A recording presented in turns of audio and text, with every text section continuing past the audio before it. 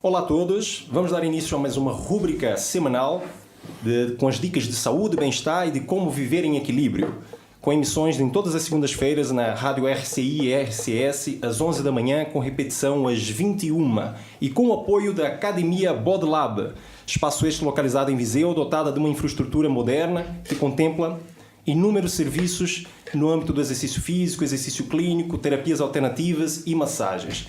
Muito bem, temos aqui em estúdio hoje dois senhores, o senhor Pedro Castro Lopes, reformado, atual coordenador da Comissão Permanente do Núcleo de Viseu da Associação Nacional de Espondilite Anquilosante, e o senhor Marciano Amaral, também reformado, um dos fundadores desta associação e esteve mais de 12 anos como coordenador à frente do Núcleo da Associação Nacional de Espondilite Anquilosante em Viseu. Vamos tratar de uma temática muito sensível, aliás, como todas as doenças crônicas, acaba por ser um tema muito sensível. Tanto o Sr. Pedro, o Sr. Marciano, sejam bem-vindos então e muito obrigado pela vossa presença aqui no nosso estúdio então. Muito obrigado, Gustavo. Os nossos agradecimentos também e cumprimentos a todo o auditório deste programa e vamos então falar sobre espondilite anquilosante, não é isso? É verdade. Portanto, a espondilite anquilosante, ou seja, é um nome até difícil de se pronunciar, não é? Pode, portanto, nos explicar um bocadinho o que é que se trata esta doença? Muito bem. Pronto, vamos lá ver. A espondilite anquilosante é uma doença reumática inflamatória, dolorosa, é uma doença crónica, progressiva, da coluna vertebral e articulações sacroiliacas. Portanto, podendo envolver outras grandes articulações, como a anca, os joelhos, os ombros, etc. Esta doença começa a manifestar-se ainda normalmente na adolescência, no adulto jovem, o adulto jovem com mais de 20, 30 anos. E raramente se manifesta depois dos 45 anos. Sabemos que é uma doença mais prevalente nos homens que nas mulheres. E agora, para explicar um bocadinho de onde é que vem este nome, o anquilosante é o termo, resulta do termo anquilos grego, que quer dizer falta de movimento. Portanto, quando uma articulação perde a sua mobilidade, não é? Pensemos numa coluna vertebral, que é um conjunto de articulações, não é? Exatamente. Quando elas perdem a sua mobilidade, se apresenta rígida, portanto, perdendo a mobilidade, torna-se rígida. Isso que está anquilosada, que vem realmente do grego anquilos, não é? Espondilite tem a ver inflamação da vértebra, portanto, espondilite anquilosante são vértebras inflamadas sem movimento. Sem mobilidade. Sem mobilidade. Ou seja, estamos a tratar especificamente, portanto, da coluna vertebral. Da coluna vertebral, das sacroiliacas, que é também e além de outras grandes articulações que também podem ser afetadas pela doença, que já referi há bocado, nomeadamente é muito vulgar a anca, não é? Os joelhos, tornozelos também, ombros, portanto, serem afetados por este processo de inflamação. Ok. Portanto, em síntese, doença inflamatória da coluna vertebral que leva ao aparecimento da rigidez, não é? Perda de mobilidade. As pessoas ficam com a coluna rígida, nos piores casos de evolução, a coluna evolui para um segmento rígido e, portanto, aí se diz que é uma coluna de bambu. Pensem numa cana de bambu. Sim. Não é? Vêm ali uma série de segmentos que estão ligados. Sim. É como fica a nossa coluna se a doença evolui até ao seu ponto máximo. Não é? Há alguma predisposição genética no aparecimento desta doença. Portanto, há um marcador genético que é agora é aqui um palavrão, o HLA-B27, um marcador genético que está muito presente em muitos casos de doentes com espondilite anquilosante. E, portanto, isso sendo genético recorre, enfim, familiar, não é? Que vai passando de geração para geração, e há muitos casos em que isso é acontece com precisão, portanto. Há a tendência dos filhos de pais espondilíticos poderem ter. Agora, importa dizer que isto não é verdade para todos os casos e que, inclusivamente, pode ter uma análise com o HLA-B27 positivo, portanto, mas não desenvolver a doença. Não desenvolver a doença. E há casos mais raros de pessoas que nem sequer têm este marcador genético, portanto, dá negativo, mas que desenvolvem a doença. Mas, vendo os grandes números da doença, sem dúvida que há uma tendência genética para quem tem HLA-B27 positivo possa desenvolver a doença, não é? Digamos, Ok, Sr. Pedro. E poderia, portanto, já falou na perspectiva... Tendo HLA-B27, há maior probabilidade de desenvolver a doença. Perfeito. Já falou na falta de mobilidade, que é uma das características. Pode-nos enumerar mais alguns sintomas associados à doença? Pronto, vamos falar um bocadinho dos sintomas iniciais. Portanto, tudo começa, na maioria dos casos, vamos lá ver, eu queria desde já ressalvar o seguinte. Os quadros que nós vamos aqui falar são quadros que, digamos, serão mais o normal, aquilo que é o normal acontecer, mas em problemas de patologias não se aplica assim a todos os casos, percebe? Portanto, há umas pessoas que a doença evolui a partir de outros sintomas, mesmo a partir de articulações, depende também muito da idade, se é muito jovem, se já é... E, portanto, eu vou definir aqui, vamos falar apenas sobre aquilo que é o quadro mais vulgar de desenvolvimento da espondilite anquilosante. Que normalmente o grande ponto é as articulações sacroiliacas, não é? Nomeadamente o sacro, que é aquele grande osso, não é, a seguir ao cóccix, que apoia a coluna das articulações ilíacas, e é aí que se começa a gerar a primeira inflamação. E, portanto, daí as pessoas começarem muito a queixar-se de dor nas costas, não é? Ao fundo das costas. Na zona lombar, não é? Ao fundo das costas, ora, que é uma queixa que muita gente tem e que não tem nada a ver com espondilite, está a ver? Muita gente se queixa de dor nas costas, lombares, muitas vezes, é a chamada lombalgia, não é? Pronto. Sendo que com espondilite a dor é difusa. Quem tem espondilite, a dor é muito difusa. É surda, uma dor surda, não é? É difícil de localizar, não há assim um ponto preciso. Olha, é aqui que não sei o quê, sobre a palpação e tal, que dói mais. Não é bem assim. Muitas vezes é na nádega, nas zonas profundas da nádega. Depois, e de início é intermitente, não é permanente, percebe? É intermitente, embora ela com alguns meses torna-se mais persistente a dor, não é? Sim. E às vezes é unilateral a nível de uma das sacroiliacas, depois passa a ser bilateral, portanto dos dois lados, e depois evolui, digamos que subindo pela coluna, não é?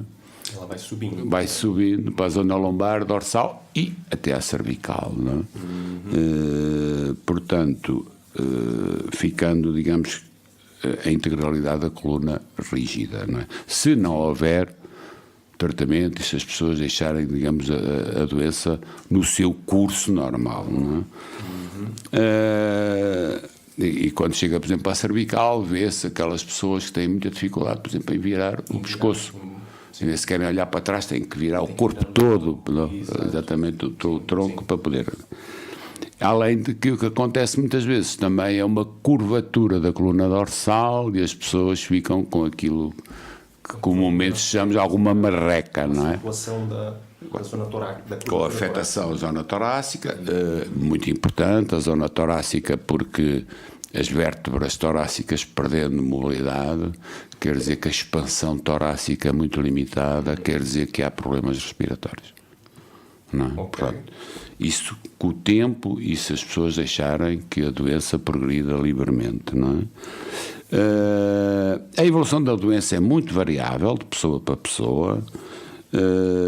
E há um sintoma que é muito característico, embora não seja, eu quase que falava do meu caso, eu não tive isto, mas pronto, e tenho a coluna de bambu, portanto não queria falar do meu caso, mas por exemplo, que é uma coisa que as pessoas sentem muito, é na cama, né, à noite, né, que é um momento relativamente mau, que é as pessoas terem dor, quer dizer, estão em repouso, mas têm dor.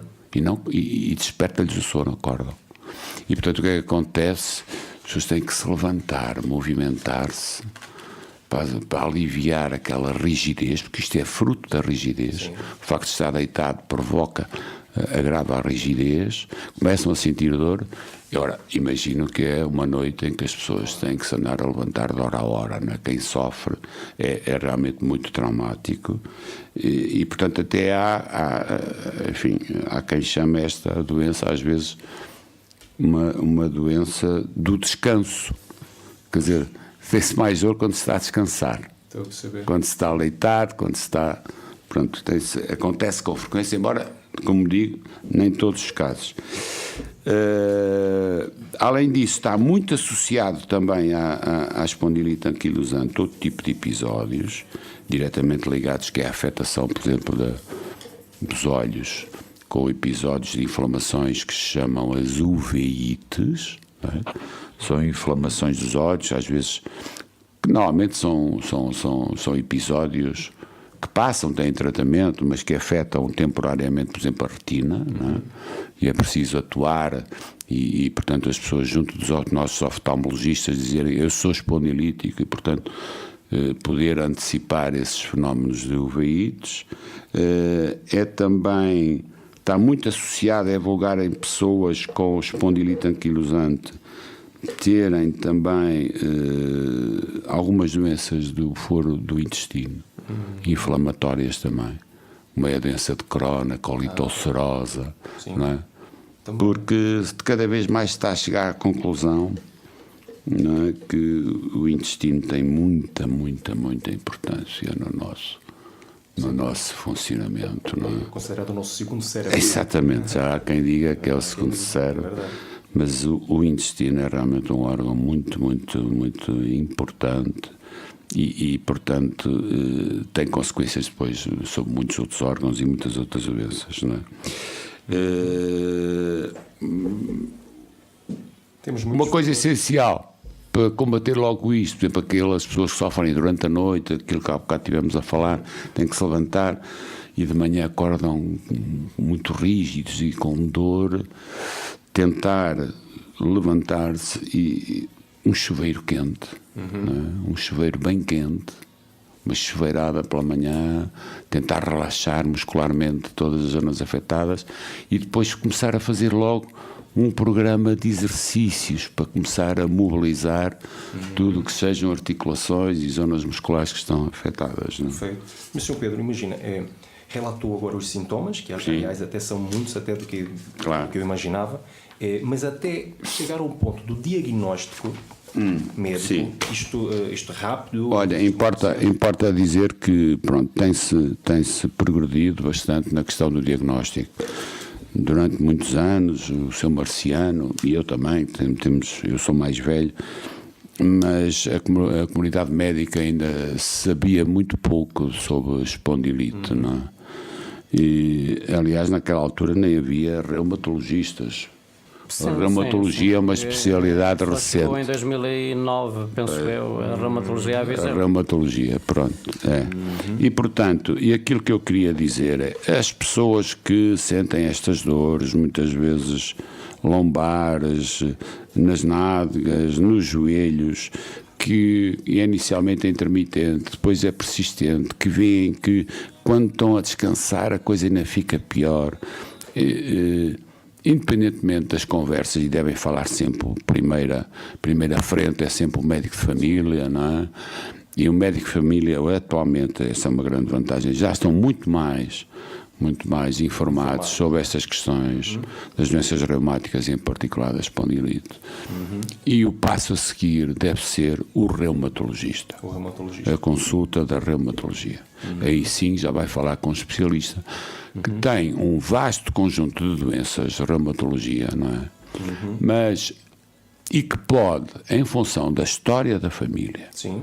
da história dos sintomas que o doente apresenta, e que depois os complementa com os testes clássicos, eventualmente com o raio-x. Sim.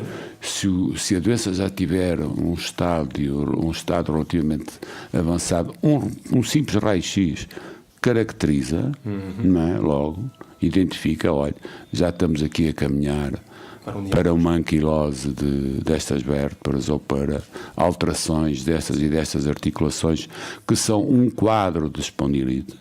Ou, na fase inicial, podendo ser mais difícil o raio-x responder, então temos atualmente as ressonâncias magnéticas, que aí sim, Já consegue. a ressonância magnética consegue chegar lá Com uma forma mais inicial, em que os sintomas ainda não são suficientemente fortes para aparecer num raio-x, mas a ressonância já ninguém. Portanto, uma boa observação, uma boa interpretação de uma ressonância pode ser suficiente para indicar que sim, isto é espondilite. Até porque quanto mais tardia seja o diagnóstico, Pior, está, né? Como em tudo, nestas doenças crónicas, o diagnóstico mais cedo possível, não é?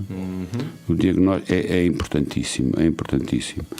Depois há outros indicadores, nomeadamente a nível das análises clínicas, que não são só por si, não são, digamos, uma componente, não diagnosticam, mas ajudam a completar o quadro de inflamação, que é a velocidade de sedimentação e o chamado PCR, que é a proteína C reativa. São outros dois, digamos, indicadores das análises, não é? Que podem completar o quadro do diagnóstico. Aliás, eu tive até a conferir, tive a fazer uma rápida pesquisa e um estudo até muito atual de 2018 da Universidade Nova de Lisboa. Sim. Eles indicam de 7 a 10 anos para um diagnóstico. Sim. Ou seja, Penso que agora... muito tempo. Sim, mas isso... O tempo fulcral para se poder avançar com a doença, mas sem haver a chamada anquilose. Sim. Pronto, o processo inflamatório é difícil de tratar, mas evitar a anquilose neste momento já está a ser possível. Portanto, mas perde-se esse tempo e é muito complicado. Era importante haver um debate mais alargado sobre isto, né? Numa ótica de tentar, se calhar, fazer com que os diagnósticos sejam realmente o mais precoce possível. Não é? Sim, antigamente também as pessoas, como o conhecimento era limitado, a espondilite, também tendiam... Pronto, isso são umas dores que eu tenho, vou ter que aguentar... Sim. E portanto, não se progredia no conhecimento da doença e tentar se diagnosticar como devia ser esse doente, não é? Sr. Pedro, Sr. Marciano, relativo à cura, existe cura, portanto, para a espondilite anquilosante? Olha, portanto, aquilo que nós podemos dizer é que atualmente há muitos tratamentos, nomeadamente medicamentosos, mas nenhum medicamento conduz à cura da doença. Portanto, atualmente é uma doença sem cura, não é? O que temos é vários planos de intervenção para podermos diminuir quer a inflamação, quer o impacto da inflamação nas nossas articulações e na nossa coluna vertebral, não é?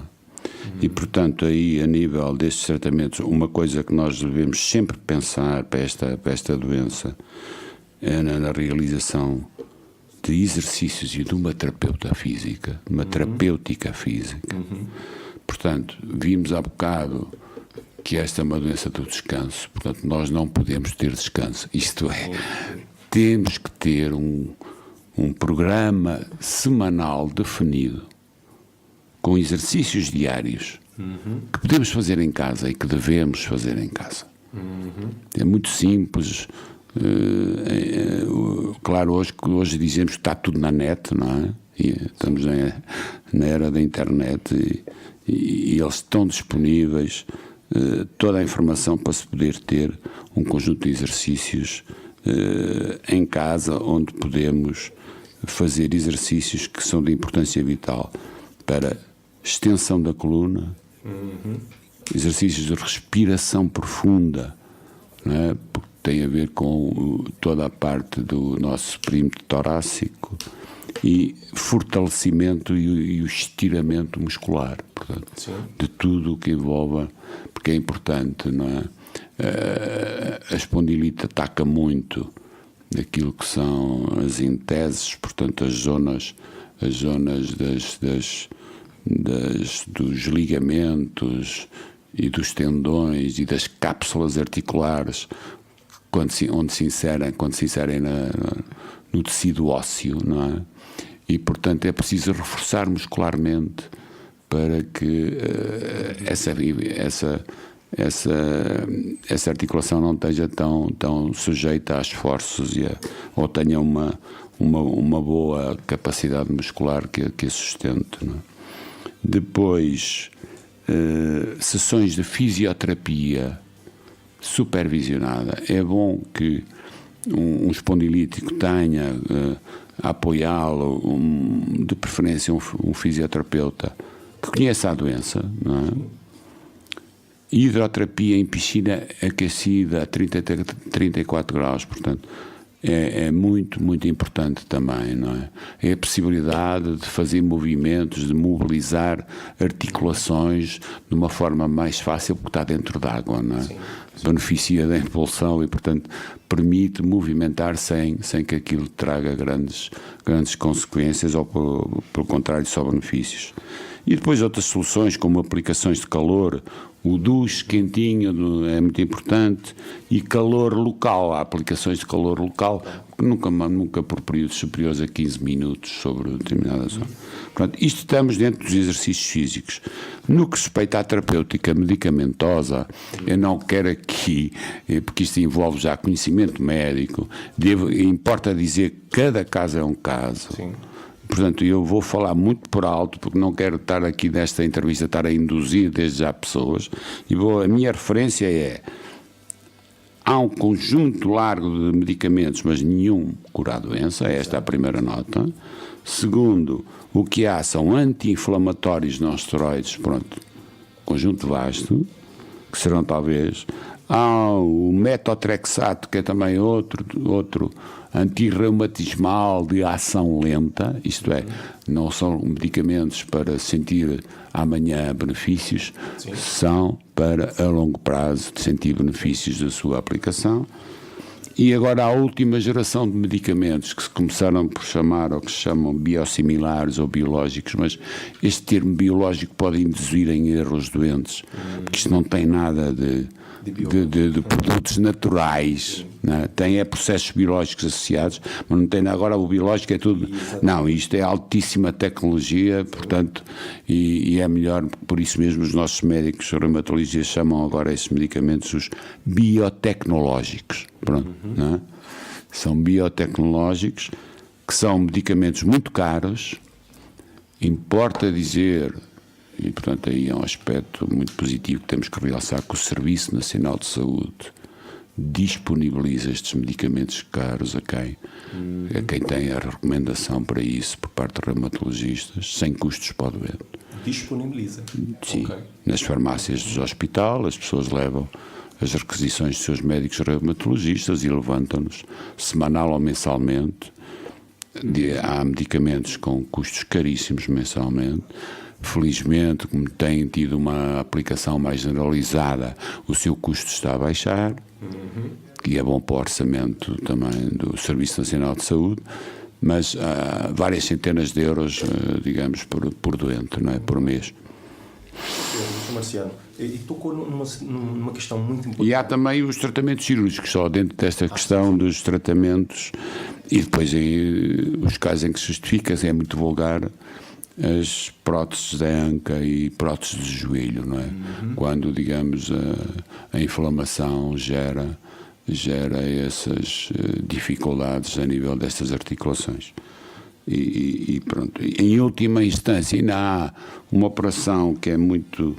Mas isso são para casos muito graves, para pessoas que nem conseguem olhar de frente, isto é, estão tão curvadas que não conseguem olhar de frente, que é o chamado realinhamento axial da coluna, mas isso há perigos de paraplegia, de maneira que são casos extremos, não é? São muito complexos, são intervenções muito complexas. Ok. A temática que eu destaco, a questão do exercício físico, e vai ao encontro um pouco da nossa rúbrica, no fundo. Sim, o exercício físico e o acompanhamento do fisioterapeuta. Sim. E acaba até por ser, complementando o que disse, no fundo, que a própria Liga Europeia contra o Reumatismo já define realmente que o exercício físico é um pilar primordial no tratamento das doenças crónicas. Vital, como eu disse também há bocado. E tem um papel tão decisivo quanto as medicações usadas de rotina. Sim, está no mesmo também não podemos minimizar o aspecto da medicação, agora reforçar o aspecto do exercício, sem dúvida, não é? Perfeito. Sem dúvida. É assim, devem ser conjugados os dois, porque o aspecto inflamatório inibe um bocadinho a poder-se fazer exercício, não é? Portanto, tem que se conjugar a medicação com o exercício. O exercício físico tem que ser bem orientado. Nos casos em que a pessoa está num processo mais inflamatório, pode-se ponderar o fazer exercício dentro de água, a chamada hidroterapia. Nessas fases mais complicadas, será até o único local onde a pessoa se pode movimentar. No entanto, é uma doença para não estar parada, porque o exercício respiratório é importantíssimo. E depois há várias técnicas de relaxamento, coisas muito simples. Não convém estar parada. Perfeito. Se bem que ninguém pode estar continuamente a mexer-se, não é? Portanto, tem que também ter os seus momentos de relaxamento, mas para relaxamento, há técnicas de relaxamento que podem ser aprendidas com um bom técnico. E é um avanço e tanto, se pararmos para pensar que há algumas décadas atrás era o repouso absoluto que se calhar era o recomendado, não é? Sim. Era um erro que se foi dissolvendo. Portanto, neste momento já o exercício físico já está na moda e sem dúvida nenhuma que é essencial e favorece em todas as doenças ou quase todas. Portanto, perfeito. Sr. Pedro, Sr. Marciano, estamos chegando na parte final da nossa entrevista e queria agora que vocês falassem um bocadinho sobre a Associação Nacional de Espondilite Anquilosante, que fazem um trabalho, no fundo, as pessoas que no fundo sofrem com esta doença podem ter aqui algum tipo de apoio, não é? Agradecia que vocês pudessem falar um bocadinho, portanto, sobre a associação. Como associação, aqui em Viseu nós estamos desde 1992. A associação foi criada por um grupo de doentes que nessa altura se tratava no Centro de Medicina e Reabilitação de Alcoitão. Portanto, já que em Viseu não havia apoio praticamente nenhum. E esses doentes que nos fomos encontrando lá, entretanto um médico que durante uns anos trabalhou também no Centro de Medicina e Reabilitação veio para Viseu e em colaboração com ele formou-se a associação. Portanto, a associação foi criada para contribuir, para criar melhor acesso aos cuidados de saúde, utilizando para isso boas vontades que se foram criando no Serviço Nacional de Saúde, mais propriamente no hospital, e com clínicas privadas e outras instituições. Logo de início, em 1995, começamos com apoiar os doentes com aulas de hidroterapia organizadas por nós, em colaboração com a APCV, a Associação para a Paralisia Cerebral de Viseu, que nos cedeu as suas instalações, 1 hora por dia, durante 4 dias por semana. Portanto, e quase de forma ininterrupta, temos dado apoio aos doentes nesse aspecto. Também, durante alguns tempos, tivemos as aulas de ginástica, portanto, o ginásio em que se praticava a modalidade Pilates, portanto, que é a mais adequada para os doentes.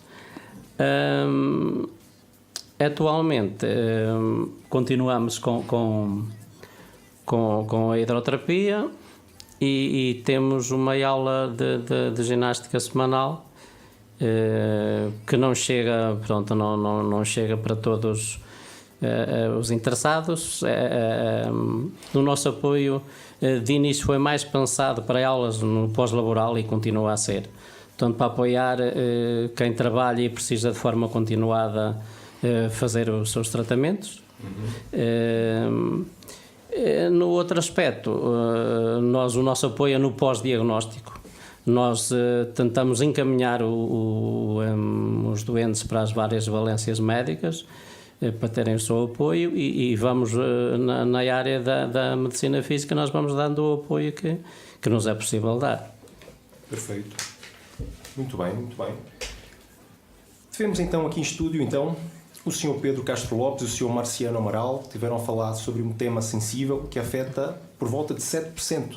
0,7%. Desculpa, 0,7% da 70 mil pessoas, 70 mil sim. pessoas no universo português. Sim. Muito obrigado, portanto, pelo vosso depoimento, no fundo, e de certeza que todos que estiverem a ouvir, e pessoas familiares, portanto, que possuem esta doença, ficaram mais bem informados.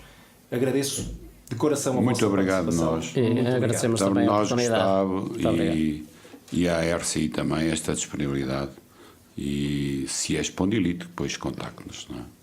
Muito bem, está dado então, está deixada a mensagem. Muito obrigado então a todos os ouvintes. Encerramos então mais uma rúbrica de saúde, bem-estar e de como viver em equilíbrio com o apoio da Academia Body Lab.